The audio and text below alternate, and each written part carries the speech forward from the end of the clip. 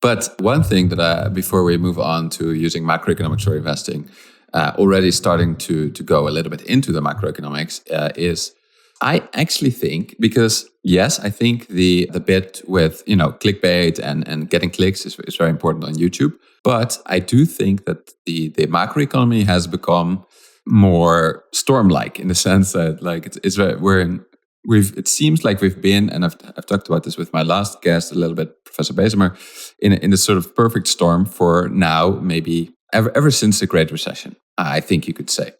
And I wonder, so I think there are a lot of people that are casual investors. They look out to the economy and they see all of these people getting rich by owning a house, more so than by earning through a normal job. And they see crypto millionaires overnight, whereas they don't actually make something, right? They make more than a teacher who seems to be more valuable to society. They see a central bank that's doing unprecedented actions, interventions in financial markets. So I understand where it's coming from, and I think there are also a lot of academics that are actually worried. And I wonder, what's the sentiment like in the investment community? In terms of like consensus views, some people are mixed. On the one hand, to your point, it's not to downplay we do face real risks, and that's the thing to recognize, right? Mhm. It is a risky economy in terms of the pulling back of stimulative measures that have been in place since 2008 in the U.S. primarily. We do live in a very precarious situation, so there are a lot of investment firms that might be reweighting their different sectors and things like that. You don't see, or at least I haven't seen, based on our research providers and stuff.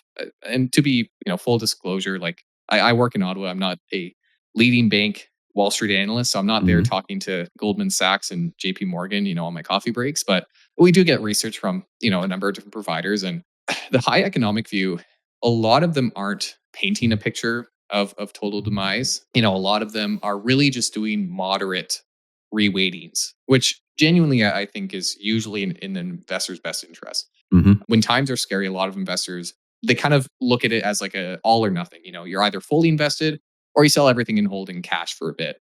And depending on your specific situation, that might be appropriate. Say if you need to buy a house in a year, all that money is house money, then it might make sense to sell everything, because you don't have the risk tolerance to wait another year and see where you are because you have this upcoming bill, if you will. For a lot of people, if you're investing longer term, if you want to take that more active approach, waiting is usually a better method as opposed to going all or nothing. Let's say betting all on consumer staples because we're in a scary environment. Consumer staples, things like grocery stores, Yeah. and utilities is another kind of area. Things that will likely continue seeing strong business demand, even if things slow down, because they're required, if you will. They're consumer staples, as the name says. Rather than going all into an area like that, you can play it actively and tilt a little bit. But it's important to recognize that we always say that we can't predict the future. We should probably act like it, and Yeah. especially around economic news. I mean, I'm sure you're fully familiar that a lot of the data we get about the economy in the current state we're in is lagging. So by the time we were receiving it, especially gross domestic product is the best example of that, Mhm. and unemployment figures, I suppose. A lot of that information is lagged, where you might already be recovering from it, but you're just now finding out about how low you were a couple months ago, and that can lead to people, acting on news that's already stale and actually is misrepresenting the current situation you're in. Yeah. So to go back to your question, a lot of other analysts and economists from the banks that we subscribe to anyway, Mhm.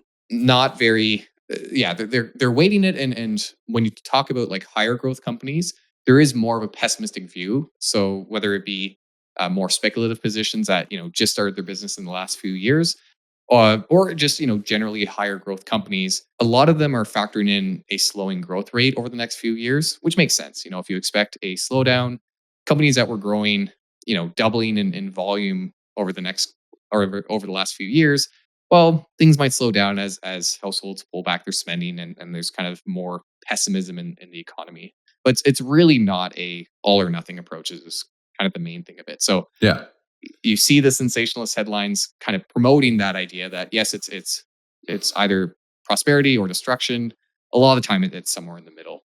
Yeah, okay. So that is already interesting to me because I think like on the academic side there is a slightly large. Or I get the feeling from you from your answer on the academic side. There's actually a slightly larger sentiments towards like proper risk, like big risk, than in the professional stock picker research world. Yeah, I think that's fair to say. There are certainly, the term bears in the market, Mhm. people who are very doom and gloom. There's plenty of voices out there, if you will. Some people who will advocate buying gold and things like that to wait for whatever to come. But in truth, on the one hand, we are in unprecedented, situation with quantitative tightening, at least the scale of it. And, global supply chain issues in China, all that is very scary and risky.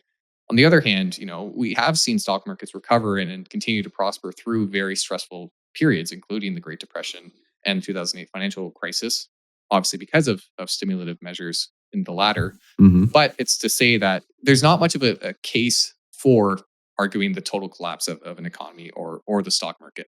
Yeah. And even though those two are separate things, obviously there is a connection where if you have the collapse of an economy, it'll probably it'll probably hit the stock market.